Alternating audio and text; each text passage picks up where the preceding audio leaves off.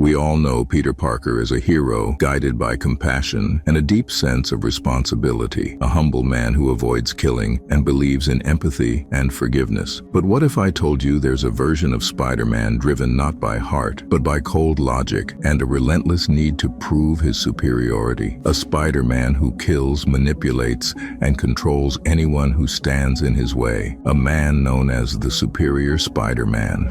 In the Amazing Spider-Man issue 698, Dr. Otto Octavius, also known as Dr. Octopus, was on the brink of death. Before passing, he requested to see Spider-Man. Captain America informed Peter Parker, who agreed to have a final conversation with him. When Peter arrived and removed his mask, Otto started telling him that from this day forward, he is Peter Parker. Confused, Peter listened as Otto rambled about possessing all of Peter's memories and knowing everything about him until... Medic! What's going on? Is he... He's crashing!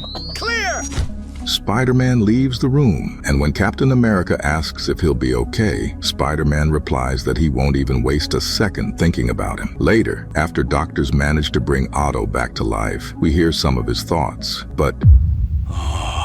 Trapped in the dying body of my worst enemy, in an iron lung, in a cell. We realize that those aren't Otto's thoughts, but Peter's. How did you do this to me, Otto? How in the hell did you pull this off? That's when it becomes clear. Using his genius intellect, Otto managed to switch bodies with Peter. Now, as Peter's consciousness fades away in Otto's body, Otto simply smiles, telling himself that from this day forward, he is Peter Parker. Peter, trapped in Otto's dying body, thinks to himself that this fate is even worse than death, because Otto is now out in the world wearing his face and wielding his powers, likely betraying the trust of those who know him. With access to all his secrets and codes, Peter fears Otto might even turn against the Avengers, who wouldn't suspect a thing. There has to be a way out of this! Think! Peter continues digging for answers and eventually uncovers the truth. Otto used a brain-swapping Octobot to switch their minds. As the reality sets in, Peter's condition worsens. His organs begin to fail one by one. He starts slipping in and out of consciousness, imagining himself in the afterlife, speaking with his friends and Uncle Ben. But Peter doesn't give up. With the help of a few villains, he manages to break free and even launches a final mental assault on Otto. He taps into their shared memories, forcing Otto to relive everything Peter went through. The pain, the loss, the burden of being Spider-Man. In the end, though, Peter's dying body gives out.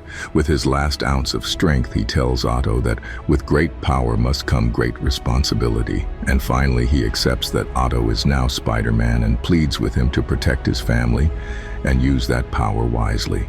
Peter? And then he dies. Farewell, Peter Parker. Know this, I will carry on in your name. You may be leaving this world, but you are not leaving it to a villain. I swear I will be Spider-Man. Otto gazes into the sunset, determined to prove that with his unmatched intellect, he can be a better Spider-Man than Peter ever was. And with that, his journey as the superior Spider-Man truly begins. Since no one realized Peter had died and that Otto was now in control of his body, he decided to continue Peter's life, including moving in with Mary Jane. At first, she noticed something was different about him, but despite several arguments and serious conversations, she never discovered the truth. To make things even more complicated, Otto, just like Peter, began to genuinely fall in love with her, and their relationship grew more serious. The same thing happened with Aunt May. But from her perspective, Peter's changes felt like a good thing because he seemed more relaxed and affectionate around her. For criminals, though, it was the complete opposite.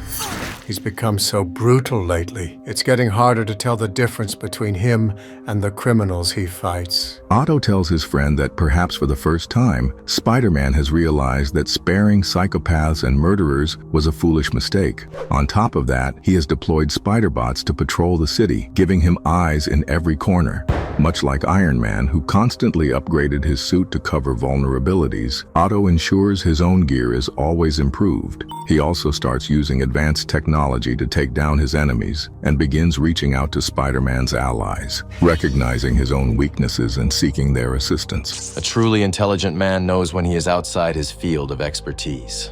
He also feels the weight of being Spider-Man and the responsibility that comes with it. At times, he even attempts to undermine Peter's legacy as Spider-Man Spider-Man. Ask yourselves what kind of man places those he claims to love in danger through his carelessness. The answer, a man like Peter Parker.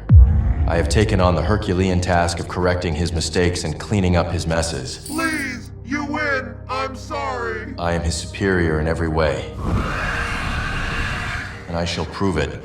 Despite his success, Otto remains constantly tormented by Peter's memories and ideals that continue to linger in his mind. The two consciousnesses battle relentlessly within him as Otto fights to silence Peter's voice. We also learn that even though Peter's body is controlled by Otto and Peter is considered dead, a part of his mind is still alive, fighting from inside Otto's body, trying to reclaim it. It's also important to realize that many of his friends and teammates began sensing that something was off with the new Spider-Man. Although they didn't have concrete proof, Spider-Man still lost a significant amount of trust among the people.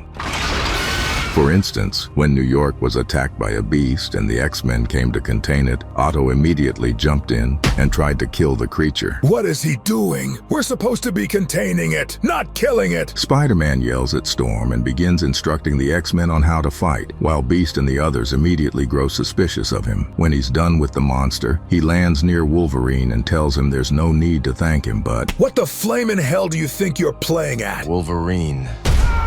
Don't you ever touch me!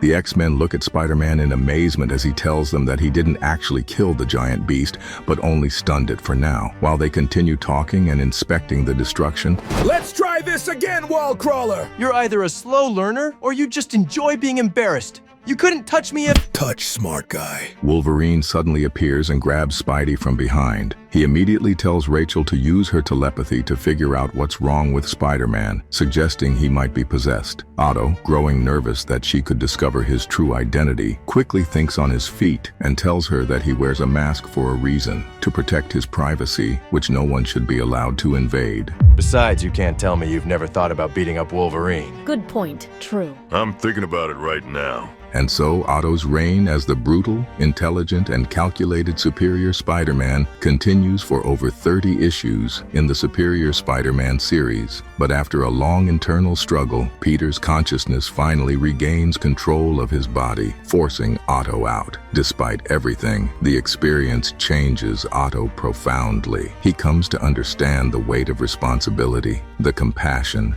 and the personal sacrifices that come with being Spider-Man. And for the first time, he truly grasps what it means to be a hero. But in the end, we all know that you are the superior Spider-Man.